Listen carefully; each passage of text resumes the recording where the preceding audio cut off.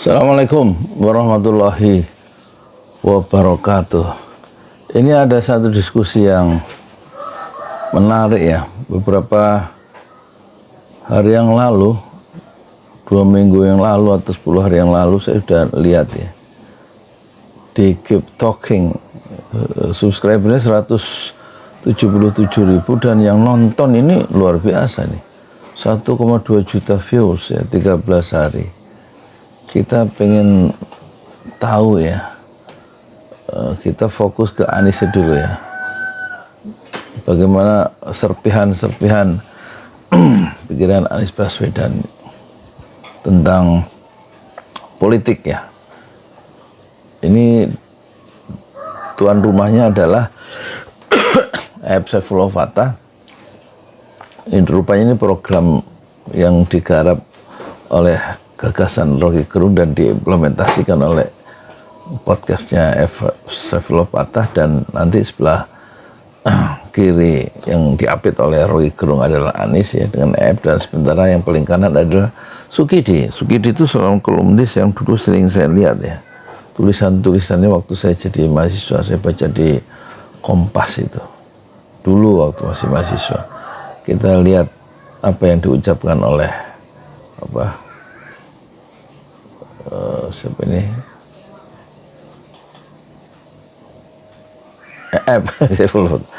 Assalamualaikum warahmatullahi wabarakatuh. Kok salah? Maksudku begini, Rob. Ya, ada fenomena perlawanan orang kecil sekarang ini. Yap. Misalnya di pagar laut ya. Di pagar laut itu kan perlawanannya membesar karena semua orang sekarang punya perlengkapan baru, Pak. Dengan media sosial semua orang banyak terlibat gitu ya. Lalu kemudian banyak lagi bisa kita daftarkan gitu. Gas 3 kilogram menurut saya adalah fenomena perlawanan orang kecil tuh. Bagaimana orang-orang kecil yang disusahkan oleh kebijakan yang keliru gitu tidak diam tapi melawan. Nah, baiknya kita mulai dari Anies nih. Dari Anies nih, Rob. Soalnya kita tahu Anies 5 tahun jadi gubernur kan? Dan dia pernah jadi orang besar tapi masih mau melawan juga tuh. Bukan begitu pertanyaannya. Pertanyaannya adalah selama jadi gubernur pasti perlawanan yang paling gigih datang di Jakarta itu dari orang kecil. Karena orang kecil di Jakarta itu 70% lebih. Kalau pakai data BPS dengan penghasilan per bulan 3 juta ke bawah. Itu 70% lebih. Nah, kita dengar dari Anies nih, gimana Anies menghadapi itu? Ada gak dia menangkap gejala orang kecil makin melawan? Wajarkah itu gitu? Dan seperti apa orang besar harusnya mengelola bagus itu? Ya, berdasarkan data. Sebetulnya gini, Kak, sebelum sampai ke situ ya, yang soal perlawanan rakyat kecil, ini kan cara merespon atas sebuah ketidakadilan. Ketika terjadi ketidakadilan, apakah itu karena institusi yang menekan sekolah, apakah karena kebijakan, apakah ini sebuah perlawanan atas ketidakadilan. Perlawanan Jadi, atas kalau dari ketidakadilan. kacamata negara nih, maka nomor 1 pastikan ada keadilan. Jadi memahami Anies adalah keadilan, memahami Prabowo adalah persatuan. Kritik Anies terhadap Prabowo adalah buat apa persatuan kalau tidak ada keadilan. Jadi keadilan itu sumbu keseluruhan kehidupan. Sehingga tidak muncul perlawanan itu. Oke. Nah, jadi hulunya dulu diurus ya. Nah, ketika muncul ketidakadilan ini menarik nih. Kalau rakyat kecil bereaksi, mereka menggunakan metode perlawanan yang kecil-kecil, mikro, tetapi kolektif. Ya. Apa yang terjadi dengan itu? Video rekamannya? Ketika kasus guru itu? Tadi. Ya. Itu kan masif PGRI bergerak, WA group. Jadi Atau fenomena gus ketika jadi masalah waktu kemarin. betul. Nah, jadi kalau kita perhatikan sekarang ini, perlawanan itu muncul karena orang memiliki perasaan simpati. Saya merasakan hal yang sama, saya bersimpati, saya menggaungkan yang sama. Coba kau pikir, apa sih yang membuat itu viral? Yang membuat orang mau berbagi? Kan dibayar juga enggak bagiin itu, nyebarin kan enggak? Apa sih yang muncul? Saya ingin perasaan yang saya sedang rasa. Kekuatan naratifnya yang dingin dan juga sabar ya, untuk menjelaskan sebuah gagasan. Itulah yang dimiliki oleh Anies dan tidak dimiliki oleh Jokowi dan tidak dimiliki oleh Prabowo, yang lebih mudah, kalau Jokowi tentu tidak ada kecukupan intelektual di dalam benaknya. Tentu dia sebagai seorang tukang kayu atau pengusaha mebel itu lebih mengenal dunia usaha daripada gagasan-gagasan Sultan Syahrir, gagasan Agus Salim, gagasan Soekarno, gagasan Tan Malaka. Dia tidak kenal gagasan-gagasan dari pendiri-pendiri bangsa seperti Hatta, Soekarno, Cokro Aminoto, Kartosuwiryo. Sehingga ketika berbicara di depan publik, dia tidak punya intellectual reserve ya, cadangan intelektual, sehingga tidak keluar narasi-narasi itu. Berbeda dengan Anies Baswedan ya. Anies Baswedan memiliki kecukupan atau bacaan yang melimpah ruah ya. Dia senang membaca sejarah perjuangan orang-orang besar dalam menegakkan sebuah perjuangan melawan kezaliman. Dia membaca Nelson Mandela, dia membaca Nabi Muhammad, dia membaca Gandhi. Sementara meskipun Prabowo banyak baca, tapi dia lebih senang menjadi seorang demagog yang mendapatkan keriuhan, tepuk tangan yang membahana dalam satu rapat-rapat besar, dari satu pertemuan-pertemuan yang kolosal.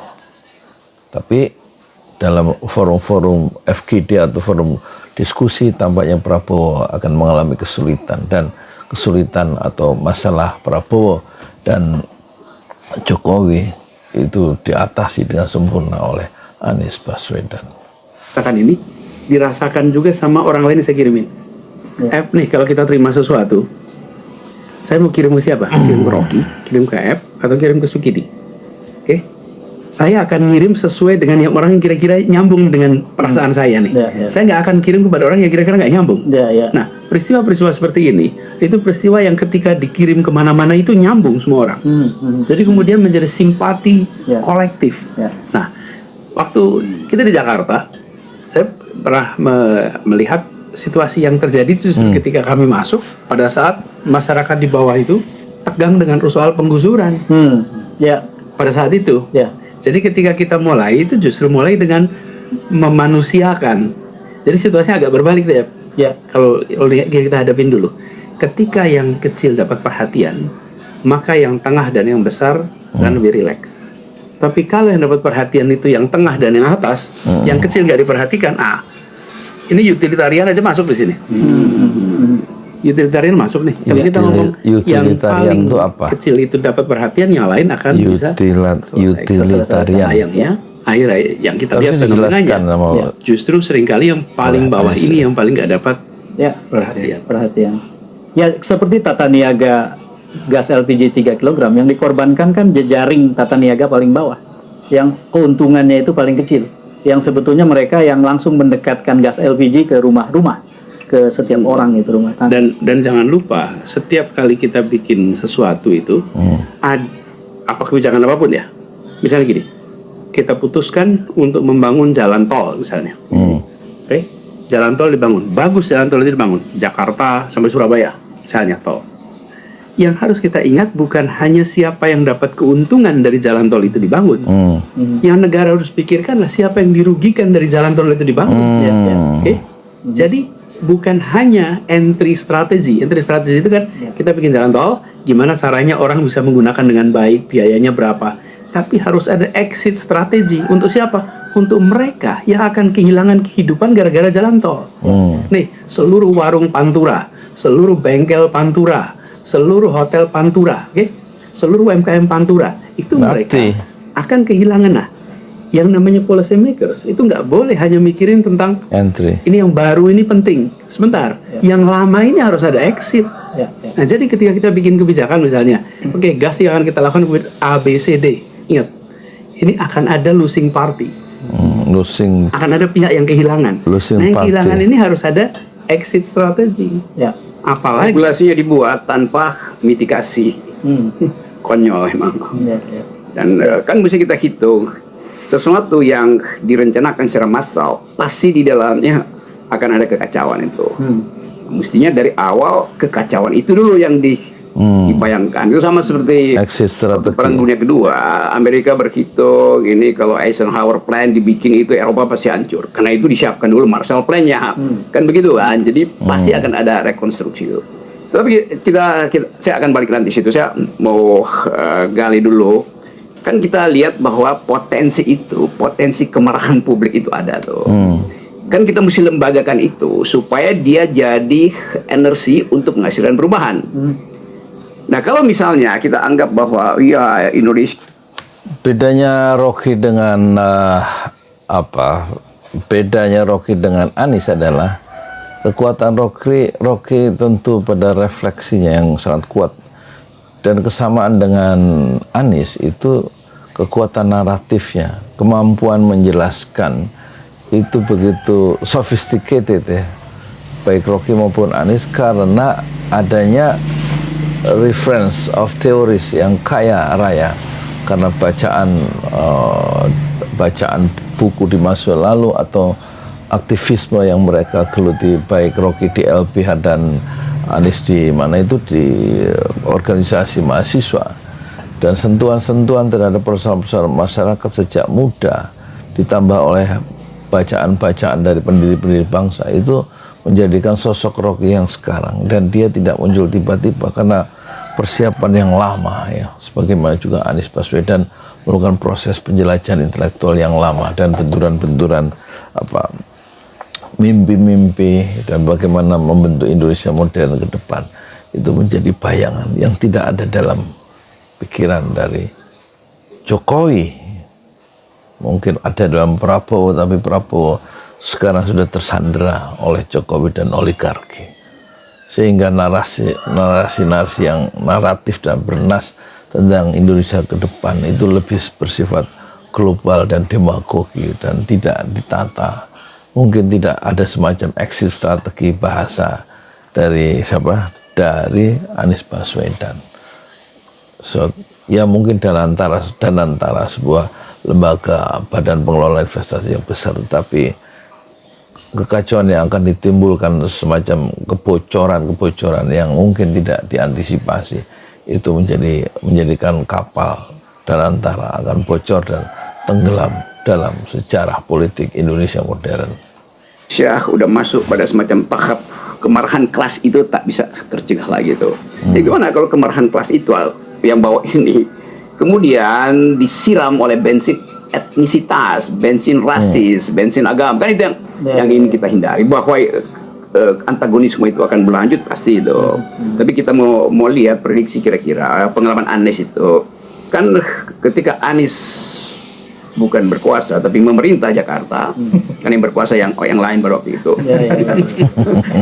Dia berupaya untuk panjang itu bahasa. Ya. Anies berupaya untuk melihat potensi yang disebut rakyat ini bagaimana diselesaikan tuh, diajak diskusi atau, tetapi mesti ada pemberontakan rakyat, rencana mitigasi. Sekarang kita lihat misalnya tadi betul Anies tuh, keresahan ada di mana-mana tuh, sepanjang Pulau Jawa ini bakal dipenuhi oleh poster Adili Jokowi itu. Unpredictable, tapi juga dia mesti kita anggap sebagai sesuatu yang normal tuh dalam keadaan tadi kan, dalam keadaan disparitas ide, orang akhirnya anggap oke, maksimalkan aja idenya kalau begitu. Apa sih itu pagar bambu tuh apa sih itu topinya si Bahlil itu, gas itu kan. Lalu orang berpikir bahwa ya naikin aja isunya tuh, yaitu Adili Jokowi. Jadi sebetulnya psikologi itu kan dicicil akhirnya kan. Begitu outletnya terbuka, orang klaim yang maksimal gitu. Tuh, dan ide itu yang saya kira nanti minggu depan akan ditulis di Tempo oleh Sukidi, maka dia bocorin dulu kira-kira apa ya? Gimana nih? Bocorin nih. Saya kira apa yang dikeluhkan oleh Bang Rocky kalau saya ekspresikan dalam satu bahasa, satu ekspresi adalah kalau tidak salah ini Sukidi yang suka nulis di Kompas, berarti memang dia seorang pembaca yang baik ya. Karena nggak mungkin narasi-narasinya atau ucapan-ucapannya itu tertata, tersusun seperti seperti untaian mutiara yang indah kalau tidak dipersiapkan ya, nggak ada persiapan intelektual, daya-daya belajar yang besar, itu nggak mungkin terjadi satu bangunan narasi yang indah ya. dan begitu menarik untuk didengarkan atau untuk dilihat. Sukidi, public resentment. Oke. Jadi ada kemarahan publik terhadap situasi ketidakadilan yang itu dipertontonkan oleh aparatus negara. Dan kemarahan publik ini sudah lintas agama, kelompok. Bayangkan kita memperoleh satu kemarahan dari seorang Ibu Sumarsih yang mampu berjuang untuk memperoleh keadilan. Ini yang Kamisan. payung hitam ya. Paling hitam. Betul. Dan saya pernah diajak oleh Bapak Kardinal untuk berkunjung ke rumah Ibu Sumarsih. Dan saya melihat dari dekat bagaimana perjuangan seorang ibu mencari keadilan. Anaknya hilang. Hingga hari ini keadilan itu tidak diperoleh. Dan kita berdua sama saya pernah hadir di acara Kamisan juga untuk mengingat kembali satu peristiwa kekejaman terhadap nyawa manusia yang selama lebih dari 10 tahun tidak pernah bisa diselesaikan. 25 tahun ya. Jadi saya melihat bahwa kalau kita putting together ya, public resentment ini dari berbagai titik-titik wilayah di Indonesia, kita akan memperoleh satu kemarahan publik yang cukup luas. Orang melihat bahwa kemarahan akibat gas melon itu hanya soal gasnya, tapi kita melihat potret rakyat kecil yang betul-betul menjadi korban dari ketidakadilan. Jadi sebetulnya yang sedang diganggu kelangsungan hidup mereka, kelangsungan hidup, dan bukan ketersediaan gas melon di dapur mereka. Iya, dan sikap umum dari masyarakat kita, terutama dari pemerintah, dari moral respon dari masyarakat kita bahwa umumnya kita ini terbiasa untuk memuja mereka yang berkuasa, Memuja yang mereka yang dan berkuasa kaya, dan kaya, sambil menghadik mereka yang miskin dan menghadik. berkondisi lemah. Dan ini bagian dari korupsi dari sentimen moral. Korupsi dari sentimen moral, yaitu memuja yang kaya, memuja penguasa dan memuja yang kaya, dan menghardik ya, yang kecil, menghardik yang lemah. Satu ungkapan yang bagus ya. Yang telah diprediksi oleh Adam Smith Adam Smith. sejak beliau Wealth menulis Nation. buku teori moral sentimen. Teori moral. Dan apa yang diprediksi Adam Smith itu terjadi hari-hari ini. Ya, Betul kan? Kekuatan bacaan itu membuat orang berbicara dengan cara yang berbeda. Dan cara Jokowi berbicara itu menunjukkan seberapa jauh dia membaca. Tapi kalau bacaannya seseorang membaca komik Shinchan, tentu tidak akan menghasilkan narasi-narasi yang bernas seperti apa yang diungkapkan oleh Sukidi soal Adam Smith, soal lain-lain ya. Karena komik Shinchan itu satu komik anak-anak yang tidak memuat gagasan-gagasan kemanusiaan dan gagasan-gagasan yang visioner, kecuali satu cuplikan-cuplikan humor kanak-kanak. yaitu adalah kebiasaan orang untuk memuji mereka yang kaya dan berkuasa, sambil pada saat yang bersamaan menghadik mereka yang miskin dan berkondisi lemah. Itu pertanda dari kerusakan korupsi moral itu. Ini saya kira cukup ya. Nanti kalau ini bagus sih, kalau ingin dilanjutkan silakan dicek di Keep Talking ya. Dari ini baru 18 menit 53 detik dari 53 menit ya. Saya hanya mencoba merespon dan mengaktifkan kembali ya, sel-sel untuk bagaimana menangkap gagasan-gagasan dan merespon secara sederhana, secara apa adanya setiap podcast, setiap perbincangan di ruang-ruang publik ya, untuk mengasah ya, daya-daya belajar saya sendiri yang sekarang sudah usia 64 tahun. Kata Rasulullah, belajarlah dari buayan hingga kaki kuburan. Saya Yudi Pramuko, tukang bubur ayam dari Parung, youtuber politik tertua di semesta Fasbir Sobron Jamila. Bersabarlah dengan kesabaran yang indah. Assalamualaikum warahmatullahi wabarakatuh.